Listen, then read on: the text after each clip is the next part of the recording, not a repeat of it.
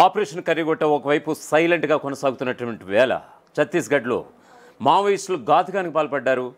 Informer నెపంతో పోలీసులకు తమ యొక్క సమాచారాన్ని అందిస్తున్నారన్నటువంటి కారణంతో ఇన్ఫార్మర్ నెపంతో ఒక వ్యక్తిని అతి దారుణంగా చంపేశారు. బీజాపూర్ జిల్లా లింగాపురం గ్రామంలో సదరు మావోయిస్టులు ఒక వ్యక్తిని నరికి చంపేసినట్లుగా ప్రస్తుతం అయితే మనకు సమాచారం అందుతుంది. ఆయన ఎవరో కాదు, మారేడుబాక సొసైటీ చైర్మన్ బండారు నాగు. ఇతను కాంగ్రెస్ పార్టీకి చెందినటువంటి ఒక వ్యక్తి. ఆయన పెండ్లికి హాజరై తిరిగి వస్తుండగా నాగును కిడ్నాప్ చేసి సమీపంలోని అడవిలోకి తీసుకువెళ్ళి నాగుని హత్య చేశారట మావోయిస్టులు. సో ఇంకా అది ఇలా ఉంటే కనుక ఈయనకి సంబంధించిన నాగుని తమ్ముడిని గత 6 నెలల క్రితమే పోలీస్ ఇన్ఫార్మర్ నెపంతో అతని బ్రదర్ను కూడా హత్య చేసినటువంటి పరిస్థితి అయితే కనిపిస్తోంది. సో ఆపరేషన్ కర్రిగుట్టల్లో నలిగిపోయిన మావోయిస్టులు ప్రతీకారంతో రెచ్చిపోయారు.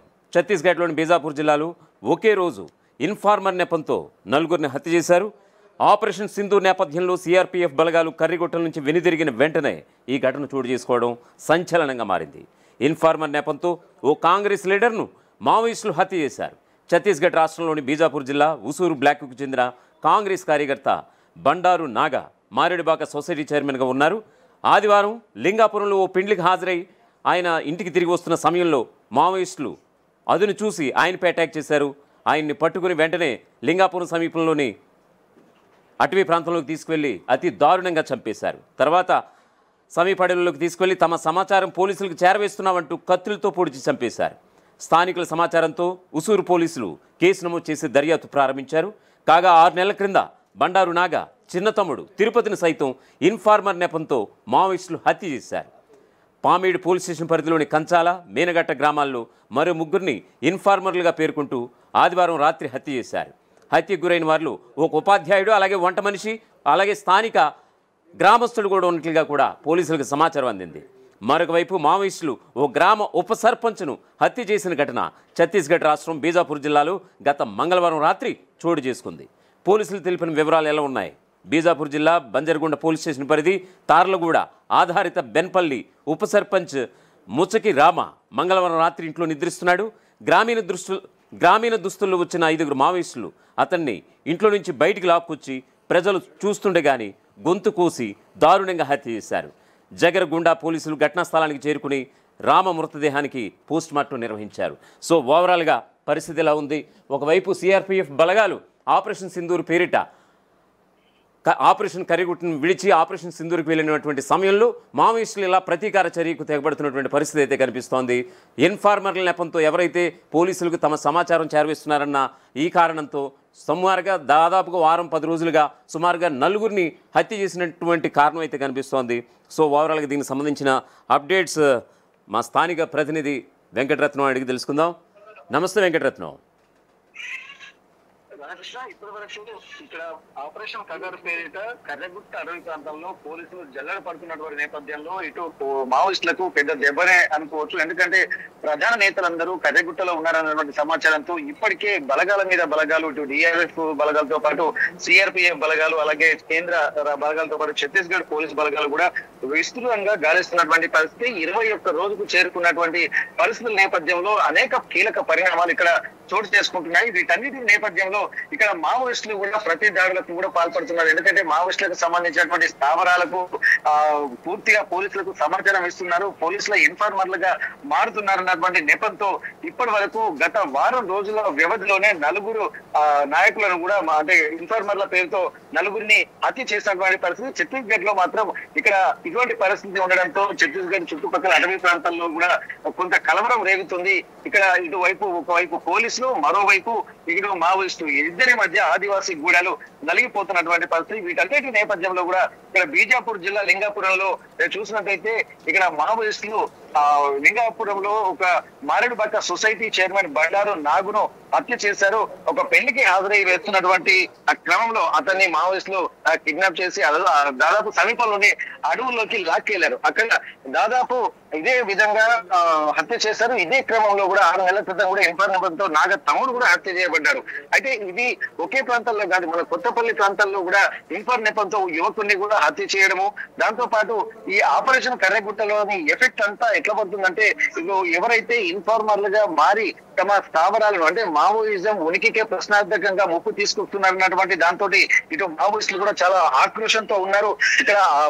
ఇక్కడ ఇప్పుడు కర్రెగుట్టలు అలాగే దండకారణ్యం ప్రాంతమే వాళ్ళ ప్రధాన నిలవుగా మారినటువంటి నేపథ్యంలో అట్లాంటి దానికి మొత్తం కేంద్ర బలగాలు దిగి తమ ఉనికిని లేకుండా చేసేటువంటి ప్రయత్నాలు చేస్తున్నారు. కాబట్టి వాటందరికీ కారణాలు కూడా ఇట్లాంటి ఇన్ఫార్మల్ అయినటువంటి ఒక కసి మాత్రం వాళ్ళలో పెరుగుతోంది. అయితే ఇవన్నింటినీ దృష్టిలో పెట్టుకుని వారం రోజుల క్రితమే నలుగురిని హత్య చేయడం అనేది మళ్ళీ చర్చనీయాంశంగా మారింది. ఓవైపు కర్రెగుట్ట ప్రాంతాన్ని కూడా పోలీసులు జల్లెడబడుతున్నటువంటి నేపథ్యంలో కూడా ఇక్కడ ప్రతి ఒక్క ఇన్ఫార్మర్ ఎవరెవరైతున్నారో ఇటు మావోయిస్టులు కూడా ఉంటున్నారు. అడవుల నుంచి బయటకు వచ్చినటువంటి వాళ్ళు కాకుండా అర్బన్ లో ఉన్నటువంటి కొంతమంది నక్సలైట్లు కూడా ఎవరైతే ఉన్నారో వారందరినీ కూడా ఇన్ఫార్మర్లుగా ఉన్నటువంటి వాళ్ళందరినీ కూడా నోటెడ్ చేసుకుంటున్నారు. అయితే వీటన్నిటిని దృష్టిలో పెట్టుకొని ఇటు పోలీసులు అటు మావోయిస్టులు ఇద్దరి మధ్య కూడా ఇబ్బందికర పరిస్థితులు ఇక్కడ ఎదుర్కొంటున్నటువంటి పరిస్థితి.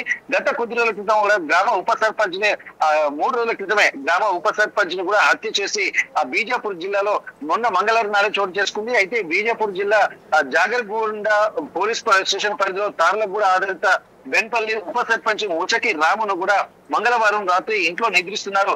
అయితే గ్రామీణ దుస్తుల్లోనే వచ్చినటువంటి వీళ్ళందరూ కూడా అతను మెడకు తాడు బిగించి బయటికి లాక్కొచ్చి మరి ఉరివేసి చంపిన ప్రజలు అంటే అందరూ చూస్తుండగానే ఇట్లాంటి దారుణం చేస్తున్నటువంటి పరిస్థితి. అయితే ఇది ప్రజల్లో కూడా మావోయిస్ట్ అంటే పోలీసుల భద్రతా బలగాలు పెరుగుతున్నటువంటి క్రమంలో మావోయిస్టుల మీద కూడా ధైర్యము అలాగే వాళ్ళ మీద నమ్మకం కోల్పోకుండా ఉండడం కోసం అంటే తమ ఉనికి ఉందని నిరూపించుకున్నటువంటి ప్రయత్నంలో భాగంగానే ఇవన్నీ చెప్పుకోవచ్చు. అయితే ఇక్కడ మరోవైపు పోలీసు బలగాలు కూడా వీటన్నిటిని దృష్టిలో పెట్టుకుని భద్రతా బలగాలు కూడా చాలా సీరియస్ గా ఉన్నాయి. ఇప్పుడు కర్రెగుట్టలో కూడా భద్రతా బలగాల ఆపరేషన్ కొనసాగుతున్నటువంటి పరిస్థితి. ఇక గ్రేహౌన్స్ బలగాలు కూడా మరోవైపు తిరుగుతున్నటువంటి పరిస్థితి. మొన్న గ్రేహౌన్స్ బలగాలపై దాడి చేసి హతమార్చారన్నటువంటి కోణంలో కూడా మావోయిస్టులు ఎక్కడున్నారన్న దాని మీద కూడా గ్రేహౌన్స్ బలగాలు కూడా ఇక్కడ వేట కొనసాగుతున్నాయి. వెంకటరత్నం, మరీ ముఖ్యంగా పోలీసులు మావోయిస్టుల ఎరువేతతో పాటు ఇన్ఫార్మర్లను కూడా కాపాడుకునే ప్రయత్నం కూడా చేయాలి. సో ఈలోగా పోలీసుల వైఖరి పట్ల ఏ విధంగా స్పందించాలంటారు? అయితే ఇక్కడ గమనించాల్సింది ఏంటంటే గతంలో కూడా కొత్తపల్లి అటవీ ప్రాంతం నుండి కూడా కొంతమందిని ఆ గుట్టలో నుండి అంటే ఆదివాసీల జీవన విధానానికి ఇబ్బందికరంగా ఉంటుంది, మీరు సామాన్య జనజీవనంలోకి రావాలి, ఇక్కడ ఫెసిలిటీస్ లేవన్నటువంటి నేపథ్యంలో అక్కడ కొత్తపల్లి గ్రామ ప్రాంతం నుంచి దాదాపు ఒక 30-40 కుటుంబాలను ఇక్కడ వాజేడి వెంకటాపురం మండల కేంద్రాలకు కూడా తీసుకొచ్చారు పోలీసులు. అందులోనే భాగంగా అందులో కొంతమంది ఇన్ఫార్మర్ని ఏర్పరచుకొని ఈ కర్రెగుట్టల వైపు అడవుల పేరిట పశువుల మేత పేరిట అలాగే కొన్ని వంట చెరుకు ఏరుకోవడానికి వెళ్లే పేరిట ఇక్కడ మావోయిస్టుల గుడారాలు తెలుసుకోవడానికి కూడా చాలా లోపలికి వెళ్తున్నటువంటి క్రమంలో కూడా పోలీసులు ఇచ్చిన ఇన్ఫార్మర్లే వెళ్లి కొన్ని ఈ ప్రెషర్ కుక్కర్ బాంబుల మీద ఐఈడి బాంబుల మీద కాలు వేసి గాయాల పాలయ్యారు, చనిపోయినటువంటి పరిస్థితి ఉన్నాయి. ఇవన్నీ దృష్టిలో పెట్టుకుని పోలీసుల తీరు మీద కూడా విమర్శలు గతంలో ఇట్లాంటి వ్యక్తులు ఎవరైతే ఉన్నారో వాళ్ళందరూ చేశారు. కానీ ఇప్పుడు కూడా మీరు అన్నట్టు వాళ్ళని కాపాడుకోవాల్సినటువంటి బాధ్యత ఉన్నది. కానీ మావోయిస్టులకి ఏంటంటే ప్రతి ఒక్క విషయాల మీద కూలంకషంగా వాళ్ళకి పూర్తి వివరణ తెలుసు, ఎవరు ఎట్లాంటి పరిస్థితిలో ఉన్నారు అన్నటువంటి కోణంలో ఉన్నారు. ఎందుకంటే అదే ఒకే ప్రాంతాలకు చెందినటువంటి దాంట్లో ఇటు మావోయిస్టు సానుభూతి పరులు ఉంటారు, మరోవైపు ఇటు పోలీసు ఇన్ఫార్మర్లు ఉంటారు. కాబట్టి అక్కడనే వీళ్ళకు క్లాషెస్ వచ్చేటువంటి క్రమంలో ఉంటుంది, ఎవరెవరు ఏంటనేది ఒక క్లారిటీ కూడా ఉంటుంది. కాబట్టి అదను చూసి అంటే పోలీసులు ఎక్కడ ఉన్నారా అంటే పోలీసుల సమయంలో వీళ్ళు ఇన్సూరెన్స్ తీసుకోరు, కానీ అదను చూసి మావోయిస్టుల ఇన్ఫార్మర్లుగా ఉంటారు సానుభూతి పరులు, వాళ్ళు కూడా చెప్పేటువంటి క్రమంలో అదను చూసి మాత్రమే ఇక్కడ పక్క ప్రణాళికాబద్ధంగానే పోలీసు ఇన్ఫార్మర్లను మాత్రం హతమార్చినట్టుగా మనకు కనిపిస్తుంది. ఇవన్నీ చూస్తుంటే ఇక తీవ్ర పరిణామాలే కనిపించేటువంటి పరిస్థితి కనిపిస్తుంది. ఎక్కువ చూసంటే గతంలో ఆదివాసీలు అలాగే మావోయిస్టులకు సన్నిహిత సంబంధాలు ఉన్నాయన్నటువంటి నేపథ్యంతో ఎంతో మంది ఆదివాసీలను కూడా పోలీసులు హతమారుస్తున్నటువంటి నేపథ్యంలో భయాందోళనకు గురైనటువంటి ఆదివాసీలు కొంతమంది ఇన్ఫార్మర్ నేపథ్యంతో పోలీసులకు సమాచారం కూడా అందిస్తున్నారు. ఇట్లాంటి విషయాలే అంటే ఇప్పుడు కర్రెగుట్ట ప్రాంతాల్లో వీరికి ఒక మెయిన్ ఆవాసంగా ఉంటున్నటువంటి నేపథ్యంలో అట్లాంటి ఆవాసం మీద కూడా కేంద్ర అలాగే ఛత్తీస్గఢ్ బలగాలు కూడా ఉండడంతో ఉనికి ప్రశ్నార్థకం అవుతున్నటువంటి ఆక్రోశం మాత్రం మావోయిస్టులో కనిపిస్తుంది. గతంలో మావోయిస్టు ఇన్ఫార్మర్లే కాదు మావోయిస్టు పార్టీలో పనిచేసుకుంటూ ఉండి మావోయిస్టుల ఉనికిని చేరవేస్తున్నటువంటి వాళ్ళను కూడా తమ తోటి సహచరులను కూడా మావోయిస్టులు హతమార్చినటువంటి సందర్భాలు కూడా మనం చూసాం. కానీ ఇట్లాంటి నేపథ్యంలో ఇన్ఫార్మర్లను చంపడంలో పెద్ద ఆశ్చర్యం లేదని అనుకోవచ్చు. ఎందుకంటే తోటిగా అంటే మావోయిస్టు పార్టీలో ఉండుకుంటే సహచరులే ఇన్ఫార్మర్లుగా మారినటువంటి వాళ్ళను కూడా అతి కర్కశంగా మహిళా నక్సలైట్లను కూడా మహిళా మావోయిస్టులను కూడా చంపినటువంటి సందర్భాలను కూడా కాబట్టి దీన్ని ఎక్కువ మావోయిస్టులకి ఇది పెద్ద పని కాదన్నట్టుగానే వాళ్ళు చేసేటువంటి యాక్టివిటీస్ చూస్తుంటే మనకు తెలుస్తుంది. ఏదేమైనప్పటికీ కూడా ఇటు మావోయిస్టులు ఇటు పోలీసు బలగాల మధ్య ఆదివాసీ గూడాలు నలిగిపోతున్నాయి. ప్రభుత్వం సహాయక చర్యలు అని చెప్పి వాళ్లకు పునరావాస కేంద్రాలని చెప్పి తీసుకొస్తున్నప్పటికీ కూడా ఇప్పటికీ ఎట్లాంటి అది లేక అంటే రెండుకి చెడ్డ రేవడిలాగా మేము ఉన్నామన్నటువంటి సందర్భాలు కూడా గతంలో చెప్పారు. గతం ఇటు అటు అడవులలో ఉండలేక ఇటు ప్రజాక్షేత్రంలోకి వచ్చి సామాన్య జీవుల్లాగా బతకలేక వాళ్ళకు ఉన్నటువంటి జీవన విధాన అస్తిత్వాన్ని మర్చిపోయే విధంగా ఉంటుంది. అంటే వీళ్ళు ఎక్కడ ఒక స్వేచ్ఛాయుతమైనటువంటి ఎన్వైరన్మెంట్ అనేది వీళ్ళకు కనిపించట్లేదు అన్నది కూడా కొన్ని సందర్భాలను బట్టి చూస్తే ప్రత్యక్షంగా అనిపిస్తుంది. ఇప్పుడు వీళ్ళు మావోయిస్టుల ఇన్ఫార్మేషన్ ఇటు మొత్తానికైతే ఆదివాసీలే బలవుతున్నటువంటి సందర్భాన్ని ఇక్కడ మనం గుర్తుంచుకోవాల్సి ఉంటుంది. రాధాకృష్ణ, ఇక్కడ పోలీసుల ద్వారా ఇబ్బందులకు గురయ్యేది ఆదివాసీలే, ప్లస్ నక్సలైట్ల ద్వారా మావోయిస్టుల ద్వారా గురయ్యేది ఆదివాసీలే. మొత్తానికి ఇద్దరి మధ్య ఈ ఆదివాసీ గూడాలు అలాగే గిరిజన ప్రాంత ప్రజలు కూడా అనేక ఇబ్బందులు పడుతున్నటువంటి సందర్భాలు చూస్తున్నాం. ఇది అత్యంత దయనీయంగా కూడా భావించాల్సినటువంటి పరిస్థితి. Correct Venkataratnam, correct, right. మొత్తానికి ఇది పరిస్థితి. ఒకవైపు మావోయిస్టులు జవాన్ల పోరులో ఎవరైతే ఉన్నారో ఈ ఆదివాసీ బిడ్డలు వాళ్ళంతా సమిధులైపోతున్నటువంటి పరిస్థితి. ఇన్ఫార్మర్ల నెపం కారణంగా పోలీసులకు ఇన్ఫార్మర్లుగా ఉంటున్నారన్న కారణంగా సుమారుగా వారం రోజుల వ్యవధిలో 4గురిని హత్య చేశారు మావోయిస్టులు. తాజాగా కాంగ్రెస్ నేత ఒక నాగు అంటే స్థానికంగా ఉన్నటువంటి సొసైటీ చైర్మన్ అయిన ఆ నాగుని సమీప అడవుల్లోకి తీసుకువెళ్ళి అతి దారుణంగా అతి కిరాతకంగా చంపేశారు. ఈ నాగుకు సంబంధించిన ఒక బ్రదర్ని ఒక ఆయన చిన్న తమ్ముడిని 6 నెలల క్రితం కూడా చంపివేసినటువంటి పరిస్థితి కనిపిస్తుంది. సో ఒకే కుటుంబంలో 2 అన్నదమ్ములు ఒక పోలీసులు ఇన్ఫార్మర్లుగా వ్యవహరిస్తున్నారన్న కారణంగా మావోయిస్టులు మట్టుబెట్టినటువంటి వైనాన్ని ఇప్పుడు మనం తాజాగా చూస్తున్నటువంటి పరిస్థితి. ప్రపంచంలో ఏ మూల ఏ క్షణం ఏం జరుగుతుందో వేగంగా తెలుసుకోవడానికి తొలి వెలుగు వాట్సాప్ ఛానల్ని ఫాలో చేయండి.